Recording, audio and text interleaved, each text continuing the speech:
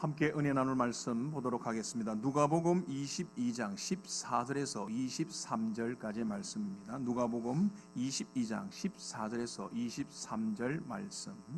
제가 가진 성경으로는 신약성경 134쪽에서 135쪽에 걸쳐 있습니다. 찾으신 줄 알고 한 절씩 교독합니다. 14절을 제가 먼저 읽겠습니다. 때가 이름에 예수께서 사도들과 함께 앉으사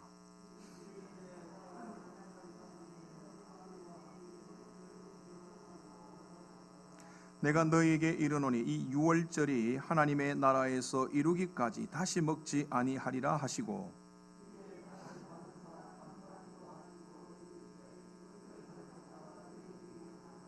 내가 너희에게 이르노니 내가 이제부터 하나님의 나라가 임할 때까지 포도나무에서 난 것을 다시 마시지 아니하리라 하시고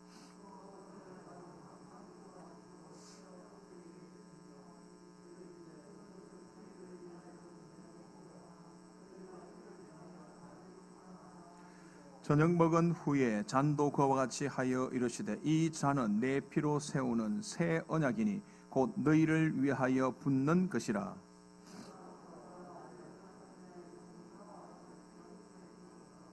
인자는 이미 작정된 대로 가거니와 그를 파는 그 사람에게는 화가 있으리로다 하시니 그들이 서로 묻되 우리 중에서 이 일을 행할 자가 누구일까 하더라. 아멘. 아멘. 할렐루야. 2부 예배 참 잘 나오셨습니다. 우리 전후 좌우 인사하시죠. 잘 됩니다. 잘 될 수밖에 없습니다. 앞으로 잘 될 일만 남았습니다. 네, 오늘 본문을 가지고 이를 행하여 나를 기념하라라는 제목으로 함께 말씀 나누며 은혜 나누도록 하겠습니다. 예수님은 제자들과 유월절 식사를 하시면서 이제 제자들이 예수님을 더 잘 기념할 수 있도록 예식을 제정하십니다. 형식만 보면 이전에 없던 것을 다시 만드는 것은 아닙니다. 전통적으로 지켜왔던 유월절 예식이지만 그 의미와 뜻이 다르게 되었다라는 것입니다. 예수님 이전에 약 1500여 년 동안 유월절 예식을 통해서 사람들은 자기를 대신해서 죽은 어린 양을 먹으며 구원의 하나님을 찬양했습니다. 하지만 이제는 오늘 예수님께서 이 밤에 단번에 희생양이 된다는 것을 말씀하고 있습니다. 내가 바로 너를 위해서 드려지는 희생제물 어린 양이다. 요한복음 1장 29절 하반절에 보면 주님은 세상 죄를 지고 가는 하나님의 어린 양이라고 표현하고 있습니다. 또 마태복음 1장 21절에는 자기 백성을 그들의 죄에서 구원할 자이다라고 말씀하고 있습니다. 오늘 본문의 유월절 식사 이후 유월절의 의미는 완전히 새로워지는 겁니다. 이전과는 다르다는 거죠. 그리고 이 새로워진 의미를 가지고 우리는 주님이 다시 오실 그날까지 주님이 명령하신 말씀을 따라 예식을 행하는 겁니다. 그게 바로 오늘날 성찬이 됩니다. 주님이 12제자와 함께 나누었던 이 첫 만찬의 모습은 어떠했는지, 또 예수님은 이 만찬을 통해서 제자들에게 주시고자 하는 기념하기를 원하셨던 것이 무엇인지, 또 그 기념을 통하여서 제자들이 어떤 삶을 살기를 기대하시는지 우리가 함께 살펴보면서 은혜를 나누도록 하겠습니다. 첫 번째는요, 예수님은 유월절 양이 될 것을 결심하고 결단한다라는 것입니다. 14절, 15절을 함께 읽겠습니다. 시작. 때가 이름에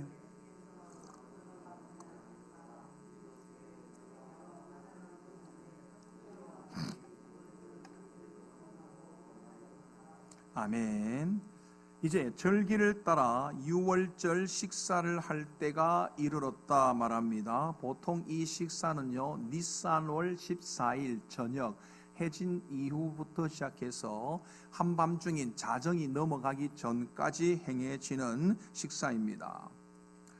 예수님께서 지금 제자들과 행하는 이 유월절 식사의 광경을 우리가 조금 한번 생각해 볼 필요가 있습니다. 어떤 모습일까 보면 예수님께서 베드로와 요한에게 유월절을 지낼 양을 먹을 수 있는 곳을 준비하라고 했습니다. 그래서 미리 방을 준비하죠. 식탁에는 베드로와 요한이 이미 준비한 구운 고기, 구운 양고기, 또 쓴 나물, 그리고 무교병, 또 음료로 마실 포도주가 준비되어 있었을 것입니다. 먼저 이 양고기는요, 어떤 양고기냐?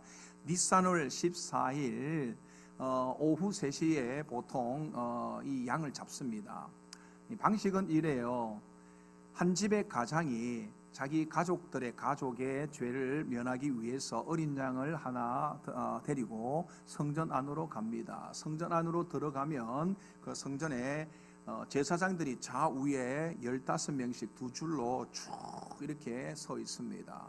그러면 그 양을 가지고 가장들이 와서 그 앞에 딱 서겠죠. 그리고 자기가 직접 이 양을 잡습니다. 그리고 그 껍질을 벗기고 내장을 불태우고 피를 받아서 앞에 있는 제사장에게 주면 제사장은 전달해서 앞쪽에 제단에다가 그것을 뿌리게 됩니다. 제단에 그 피를 뿌림으로 죄가 사해지는 거죠. 그리고 콩팥과 남은 내장들은 번제단에서 불태워 버립니다. 그리고 남은 고기들 있죠. 그 남은 고기를 다시 이 가장에게 주죠. 그러면 이 가장이 고기를 가지고 집에 와서 불에 구워서 그 밤에 가족들과 함께 나눠 먹는 것입니다. 그리고 쓴 나물은 애굽에서 있었을 종되었을 때의 그 고난과 고통을 기념하기 위해서 쓴 나물을 준비하고요. 또 무교병은 애굽에서 나올 때 급하게 나오기 때문에 그러기 위해서 누룩을 넣지 않는 무교병을 준비하는 겁니다. 그리고 물을 섞은 포도주를 준비하여서 유월절 식사를 하게 되는 겁니다. 식사의 광경을 보면 대충 어떤 것이 준비되었는지 아시겠죠? 그리고 이제 식사의 그 모습을 보면 어떻느냐? 이 사람들이 우리가 많이 보면 최후의 만찬 그림을 보면 이렇게 한 열로 딱 되어 가지고 있는데 실제로는 U자형으로 되어 있고요. 그리고 그곳에 제자들과 함께 있는데 바로 앉아서 식사를 하는 것이 아니라 비스듬히 누워가지고 한 팔을 개고 한 손으로 음식을 이렇게 먹는 이런 모습입니다.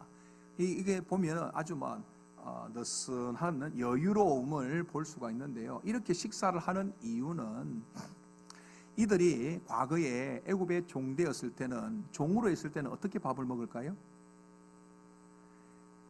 식탁에 앉아서 먹지도 못하고 그냥 바깥에서 일하다가 와서 서서 먹기도 하고 나가다가 먹기도 하고 하여튼 그런 식으로 식사를 할 수밖에 없습니다. 또 출애굽할 당시에도 급하게 나가야 되면 허리를 끈으로 동이고 누룩을 넣지 않는 빵을 들고 그냥 가면서 길에서 그냥 먹어야 됐습니다. 종되었을 때 그들의 모습은 그런 식사였습니다. 그런데 이제는 어떻다? 애굽에서 구원을 받아서 자기들은 자유인이 되었다라는 겁니다. 자유인은 어떻게 먹느냐? 자유롭게 여유롭게 모든 식사를 누리면서 먹는다는 거죠. 그런 것을 표현하기 위해서 이 식사를 할 때 비스듬히 누워서 여유롭게 식사를 하는 겁니다. 여기에 보면 함께 앉으사라고 하는 헬라어가 아네페센인데 비스듬히 눕다, 기대다 이런 뜻을 가지고 있습니다. 자, 그런데 이 유월절 식사를 할 때 제자들이 생각하는 유월절 식사의 의미와 예수님께서 생각하는 이 유월절 식사의 의미는 좀 다르다라는 겁니다. 제자들은 어떻습니까? 이 유월절 식사에 앉으면서 이런 기대와 소망을 가지고 있죠. 과거에 우리를 구원해 준 것 감사합니다. 그렇게 과거에 우리를 구원해 준 것처럼 지금 이 시점에 로마의 압제로부터 있으니 우리가 이 로마로부터 독립을 하고 자유인이 되었으면 좋겠습니다. 그리고 특별히 그 일을 내가 지금 모시고 있는 이분 예수님이 이스라엘의 왕이 되셔서 우리가 이제 함께 이 나라를 다스리면 좋겠다, 이런 기대와 소망을 가지고 이 식사 자리에 앉아 있는 겁니다. 제자들의 마음은 그래요. 그런데 예수님은 어떻습니까? 예수님은 그들과 생각이 다릅니다. 예수님은 이 유월절의 식사를 자신의 고난과 십자가에 연결시키고 있다라는 겁니다. 15절에 보시면 내가 고난을 받기 전에라고 말씀하십니다. 그러니 때가 이르렀다라고 했을 때 제자들이 느끼는 그것과 예수님이 느끼는 때는 다르다는 겁니다. 예수님은 이 유월절의 식사가 단순한 출애굽을 기념하는 식사가 아니라 자신의 고난과 죽음을 앞둔 식사라는 거죠. 그러니 아주 비장한 각오와 결단이 서려 있는 그런 식사라고 볼 수가 있습니다. 그리고 그동안 함께했던 이 제자들과 마지막으로 하는 식사니 참 애틋함과 그 사랑이 또 담겨 있는 식사라고 할 수가 있습니다.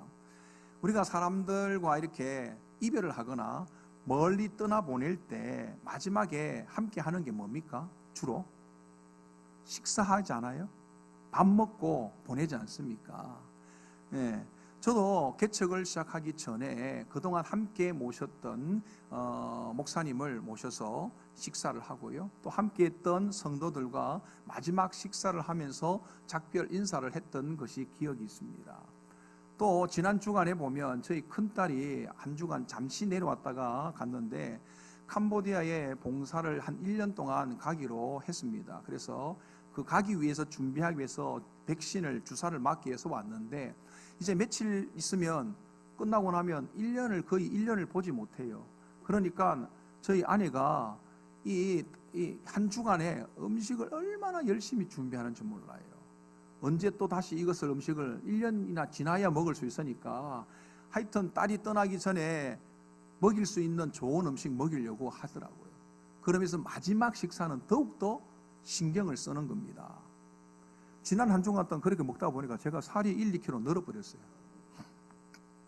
이처럼 식사를 나눈다는 것은 정을 나누고 사랑을 나누는 것입니다. 지금 예수님도 제자들과 함께 이제 이 이후로는 다시 함께 식사를 할 수 없기 때문에 이 마지막 식사에 사랑을 담아서 애틋함을 담아서 이 식사를 하고 있는 거죠. 그래서 주님은 이렇게 말하잖아요. 15절 마지막 절에 보면 먹기를 원하고 원하였노라.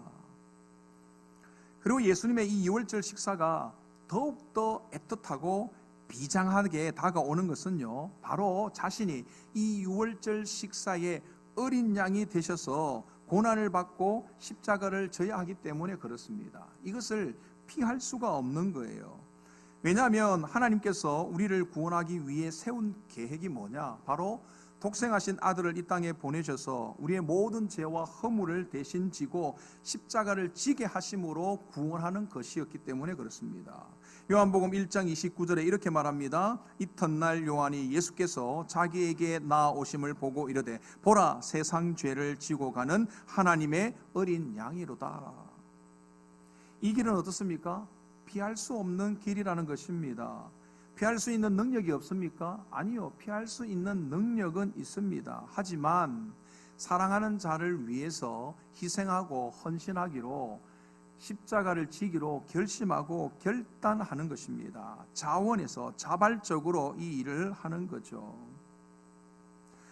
당신의 스승이신 예수님이 고난을 당하고 십자가를 지게 될 것을 제자들은 아무것도 모르고 있습니다. 자기들은 한 자리를 차지하고 높이 될 것만 기대하고 있는 이런 제자들을 위해서 죽으시려는 예수님의 그 결심과 결단의 마음을, 여러분 그 결단의 마음이 어떨까요? 그 마음을 우리가 깨달아야 된다, 느껴져야 된다는 거죠. 사랑하는 자를 위해서 희생하고 헌신하기로 결심하고 결단하는 식사인 겁니다. 심지어는요, 나를 미워하는 자들까지 그들을 구원하기 위해서 희생하고 헌신하기로 결심하고 결단하는 자리입니다. 사랑하는 여러분, 성찬을 우리가 할 때마다 우리는 우리를 위해 고난받고 십자가를 지기 위해 결심하고 결단하신 그 주님의 마음을 느낄 수 있어야 된다는 겁니다. 깨달을 수 있어야 되는 겁니다. 자녀들도 마찬가지죠. 자녀들이 부모의 마음을 잘 몰라요. 맨날 자녀들은 부모들이 잔소리만 한다고 생각을 해요. 그런데 부모는 잔소리가 아니잖아요. 내가 지금까지 살아보니까 이렇게 살면 더 좋겠다라는 것을 가르쳐 주는 건데, 자녀들은 그것을 가르침으로 받지 않고 잔소리로 받는 경우가 많습니다. 그런데 자녀들이 이것을 잔소리라고 받지 않고, 야, 우리 부모님이 나를 사랑해서 나를 위해서 말씀하시는구나, 또 나를 위해서 얼마나 많은 희생과 헌신을 결심하고 결단하고 지금까지 나를 돌보았는지 이것을 내가 알아야겠다, 이걸 깨닫게 된다면 그것처럼 좋은 일이 없는 거죠. 그러니 오늘 저와 여러분들도 마찬가지입니다. 이 식사, 유월절 식사를 보면서 또 이것이 이제 성찬이 되었는데, 우리가 이 성찬을 할 때마다 주님이 우리를 어떻게 사랑하셨는지, 우리를 위해서 어떻게 희생하셨는지, 어떤 결심과 결단을 하였는지 이것을 깨달을 수 있기를 바랍니다. 뿐만 아니라 우리 또한 이제 사랑하는 사람을 위해서 또다시 헌신하고 희생하기로 결단하고 결심하는 저와 여러분들이 되시기를 주님의 이름으로 축원합니다. 아멘이십니까? 하기 싫은가 봐요. 두 번째는, 예수님은 성찬을 통해 새 언약을 깨닫기를 원하십니다. 16절, 17절을 함께 읽겠습니다. 시작. 내가 너희에게 이르노니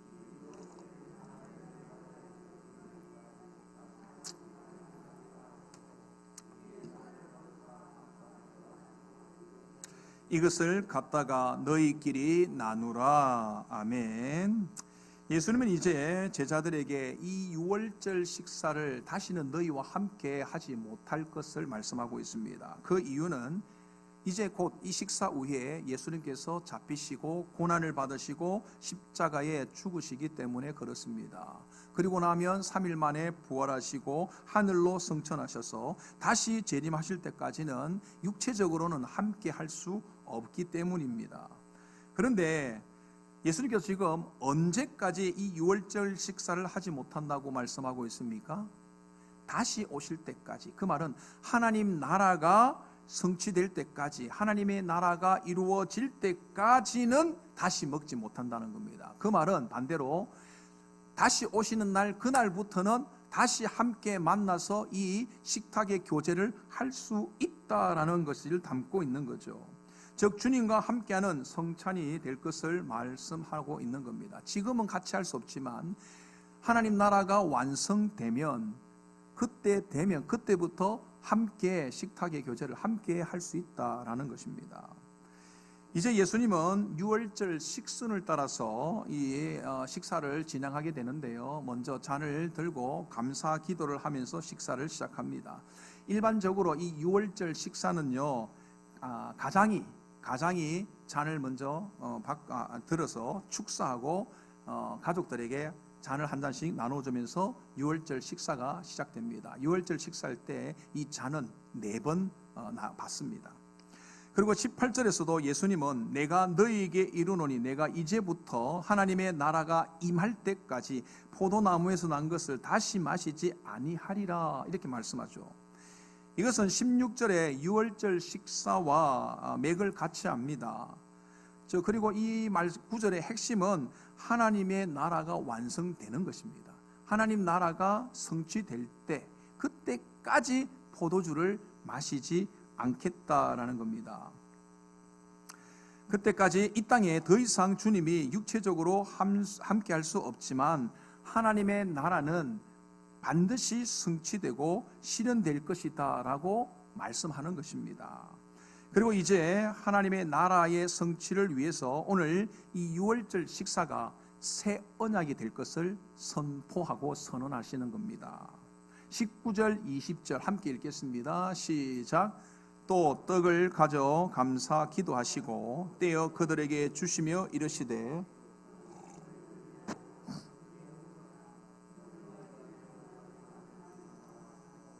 저녁 먹은 후에 잔도 그와 같이 하여 이르시되 이 잔은 내 피로 세우는 새 언약이니 곧 너희를 위하여 붓는 것이라. 아멘. 예수님께서 먼저 떡을 가지고 제자들에게 나눠줍니다. 이 떡은 앞에서 말씀드렸듯이 누룩을 넣지 않는 무교병이 되겠죠. 그리고 제자들에게 이제 나눠주면서 말씀하시죠. 이것은 너희를 위하여 주는 내 몸이다라고 말씀합니다. 예수님께서 예수님께서 온 인류를 위해서, 우리 모든 사람을 위해서 유월절 희생 제물로 자기 몸을 주었다라는 것을 말합니다. 이 유월절 희생 제물로 내가 너희에게 주었으니 이것을 잊지 말고 기념하라고 말씀하시는 겁니다. 물론 제자들은 이게 무슨 뜻인지 지금 모릅니다. 그리고 또 잔을 나누면서 이 잔은 내 피로 세운 새 언약이다라고 말씀합니다. 예수님은 모세의 언약과 지금 예수님께서 제정하시는 새로운 언약을 구분하고 있는 겁니다. 모세에게 주었던 언약은 옛 언약이라고 하죠. 매년 자신들의 죄를 면하기 위해서 어린 양을 잡아야만 했습니다.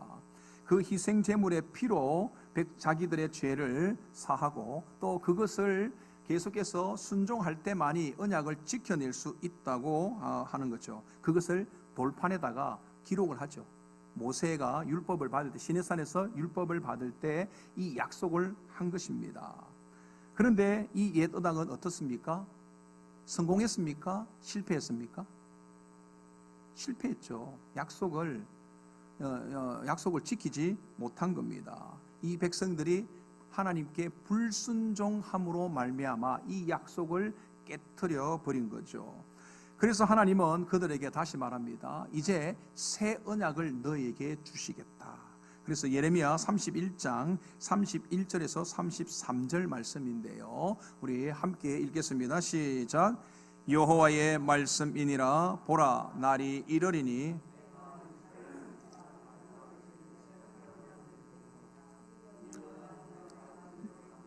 손을 잡고 애굽 땅에서 인도하여 내던 날에 맺은 것과 같지 아니할 것은 내가 그들의 남편이 되었어도 그들이 내 언약을 깨뜨렸음이라. 여호와의 말씀이니라. 그러나 그날 후에 내가 이스라엘 집과 맺을 언약은 이러하니 곧 내가 나의 법을 그들의 속에 두며 그들의 마음에 기록하여 나는 그들의 하나님이 되고 그들은 내 백성이 될 것이라. 여호와의 말씀이니라. 아멘. 예수님은 하나님의 이 약속대로 이 땅에 오셨고 이것을 성취하기 위해서 고난을 받으시고 십자가를 지십니다. 그것도 단번에 인류의 모든 죄와 허물을 대신하십니다. 대속해 주신 것입니다. 그래서 이 주님의 피는 우리에게 새 생명을 주는 피가 되었다라는 겁니다. 그래서요, 예수님은 이 마지막 유월절 식사에 성찬을 제정하시고 이것을 기억하고 기념하라, 그렇게 말씀하신 겁니다. 자, 그러면 이 말씀을, 이 성찬, 이 지금 마지막 만찬을 하면서 제정하신 성찬을 나누면서 하시는 주님의 말씀, 이 새 언약의 말씀을 제자들은 알아들을까요? 못 알아들을까요? 못 알아듣습니다. 지금 이들은 유월절 식사로만 이해하고 있습니다. 그리고 예수님께서 말씀하신 떡과 잔의 참 의미를 깨닫지 못하는 거예요. 왜냐하면 이들이 생각하는 하나님의 나라는 예수님이 이스라엘의 왕이 되셔서 로마로부터 독립하는 겁니다. 그래서 그때 자기들이 하나는 좌편에 하나는 우편에 함께 해서 이 나라를 다스리는 것, 이것을 생각하고 있는 거죠. 우리의 모든 죄와 허물이 사해지고 영원한 하나님의 나라의 성취를 깨닫지 못하고 있는 겁니다. 하지만 예수님께서는 어떻게 됩니까? 이제 곧 잡히시고 고난을 받고 십자가를 지고 죽으시고 3일 만에 부활하여 성천하게 되는 겁니다. 또 성령이 그들 가운데 임할 때 어떻게 됩니까? 그들이 깨닫게 되겠죠. 주님이 말씀하셨던 이 모든 것들, 제자들이 시간이 지나면서 맞네? 주님이 말씀하신 대로 그렇게 됐네? 맞네? 살아가면서 주님께서 말씀하셨던 것, 이 성찬식 때 말씀하셨던 것, 새롭게 맺은 새 언약이 하나씩 그대로 성취되고 이루어지는 것들을 보면서 그 새 언약이 무엇인지를 알게 됩니다. 그리고 결정적으로는 성령이 그들 가운데 임하면 성령께서 조명하여 주셔서 그 새 언약의 의미가 무엇인지를 확실히 가르쳐 주시는 겁니다. 그때 비로소 그렇구나, 주님이 그때 그렇게 말씀하셨구나. 여러분, 우리도 신앙생활 하면서 오늘 들었던 말씀, 여러분 그게 무슨 말씀인지 잘 이해되지 않을 수도 있습니다.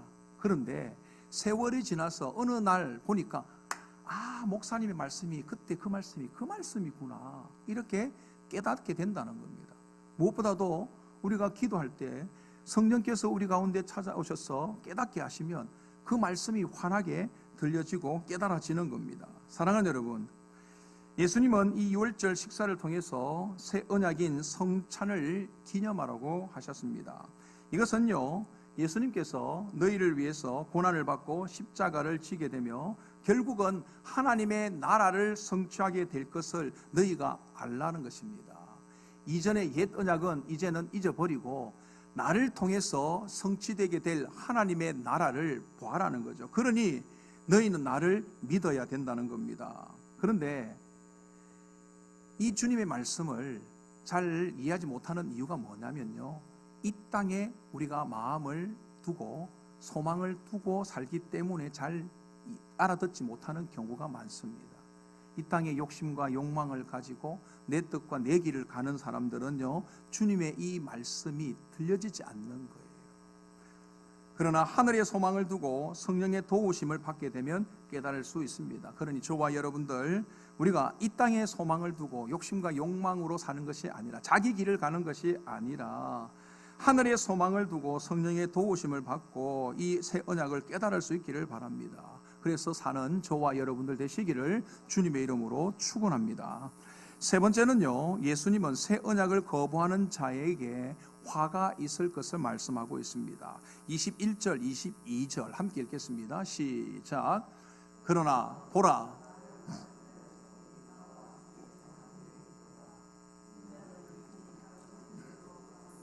그를 파는 그 사람에게는 화가 있으리로다 하시니. 아멘. 이제 예수님은 이 유월절 식사 말미에 새 언약에 속하지 않는 자는 어떻게 될 것인가를 말씀해 주고 있습니다. 즉, 배신하는 자의 자는 어떻게 되는가?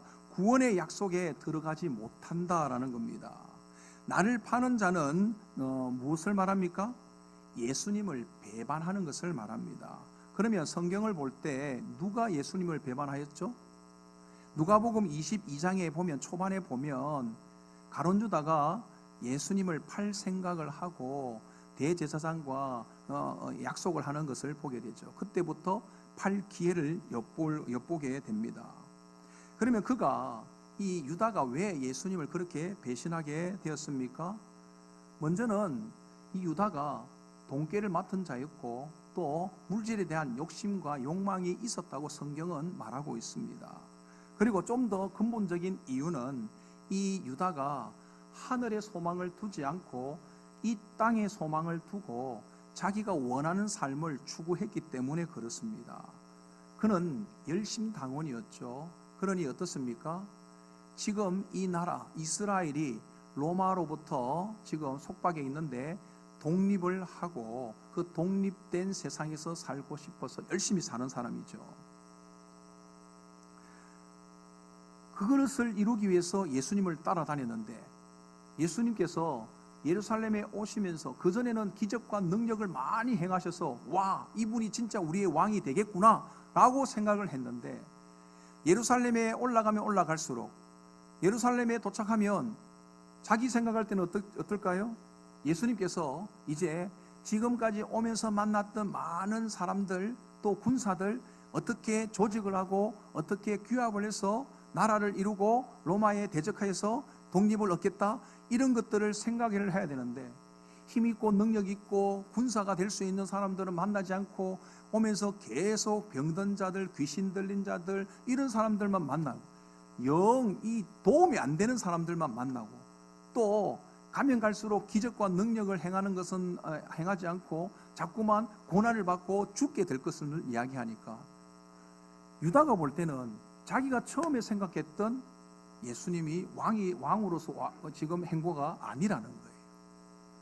그럴 것 같으면 예수님을 그냥 팔아서 그 돈으로 독립자금에 쓰는 게 더 낫겠다, 이런 생각을 하게 된 겁니다. 즉 자기 생각으로 이 땅은 어떻게 변해야 된다, 어떻게 살아야 된다, 이것만 생각한 겁니다. 그리고 예수님은 오늘 본문에 뭐라고 하면 예수님은 작정된 대로 가신다, 그렇게 말씀하고 있습니다. 그 말은요, 하나님의 계획은 틀림없이 그대로 성취된다는 겁니다.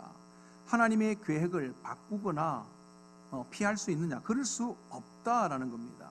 앞에서 말씀드렸듯이 예수님은 이 계획을 피할 수 있습니까? 없습니까? 능력이 있을까요? 없을까요? 능력은 있어요. 예수님은 전능하신 하나님이시기 때문에 얼마든지 십자가를 지지 않을 수 있습니다. 하지만 예수님은 하나님의 뜻을 따라 그 길을 자발적으로 가고 있다라는 겁니다. 이게 중요한 것입니다. 고난을 받고 싶어하는 사람, 고난을 받고 십자가를 지기를 좋아하는 사람이 과연 누가 있을까요? 어디 있겠습니까? 누구나 그것은 피하고 싶습니다. 이 땅에서 어렵고 힘든 것은 피하고 싶은 겁니다. 그러나 그곳에 하나님의 뜻과 구원이 있다면 설령 고난이 있더라도, 고통이 있더라도 피하지 않고 그 길을 선택하여 가야 한다는 것입니다. 그것을 주님께서 지금 보여주는 거죠. 그 길 참 싫고 힘들고 고난이 있고 고통이 있고 싫다 하지만 하나님의 뜻이 있고 하나님의 구원의 계획이 있다면 내가 그것을 하겠다라는 것, 자원해서 그 길을 간다는 것입니다. 그런데 그렇지 않고 그것을 거부하고 자기를 위해서 힘들고 어려운 일들은 피하고 고통과 고난은 피하면서 새 언약을 받아들이지 않는다면 그에게는 화가 미치게 될 것이다, 결국 망하게 될 것이라고 주님은 말씀하고 있는 겁니다. 누가는 지금 배신하는 자를 이 본문에서 유다라고 직접 언급하지 않습니다. 언급하지 않는 이유는요, 누구나 이 유다처럼 예수님을 배신할 수 있기 때문에 그렇습니다. 오늘날 저도 여러분도 얼마든지 예수님을 배신할 수 있습니다. 내가 욕심과 욕망에 사로잡히고 또 내가 원하는 것을 이루기 위해서 때로는 주님의 뜻을 거절하고 내 길을 갈 때가 있지 않습니까? 우리는 그 유혹과 미혹에 또 환난과 핍박을 타협하지 않고 주의 길을 간다고 이게 말할 수 있는 사람은 없습니다. 따라서 누구든지 새 언약을 받아들이지 않고 자기 길을 간다면, 즉 예수님을 믿고 따르지 않는다면 결국은 그 화가 미칠 수 있다는 겁니다. 이것은 예수님께서 제자들에게 주시는 경고의 메시지일 뿐만 아니라 오늘 저와 여러분에게 던져주는 경고의 메시지이기도 합니다. 여러분, 우리가 무엇을 선택하든지 우리가 선택한 것에 대한 책임은 져야 하는 것입니다. 자기를 위하여서 마음대로 살 것인가, 아니면 하나님의 뜻을 따라 새 언약 가운데 살 것인가, 이것은 우리의 몫이라는 겁니다. 우리가 어떤 것을 선택하든지 그 선택한 것에 대한 책임은 져야 한다는 것입니다. 사랑하는 여러분, 하나님의 뜻과 계획은 결코 바뀌지 않습니다. 여러분, 하나님의 뜻은 결코 바뀌지 않습니다. 내 길을 가면서 하나님, 이 길이 옳은 길이 될 수 있도록 해주세요, 하나님 뜻을 바꾸어 주세요, 여러분 백날 천날 그렇게 기도해도 하나님의 뜻은 바뀌지 않습니다. 기도한다는 것은 하나님의 뜻을 바꾸는 것이 아니라 내 뜻을 바꾸어서 하나님의 뜻에 맞추는 것입니다. 아멘이십니까? 그러니 하나님의 뜻과 계획에 예수님께서 자원함으로 순종한 것처럼 우리 또한 예수님의 이 새 언약을 거부하거나 도망하지 않고 피하지 말고 믿고 순종하며 따르는 자가 되어야 될 줄 믿습니다. 그래서 우리 가운데 이 화가 미치지 않고 영원한 구원에 참여하는 저와 여러분들 되시기를 주님의 이름으로 축원합니다.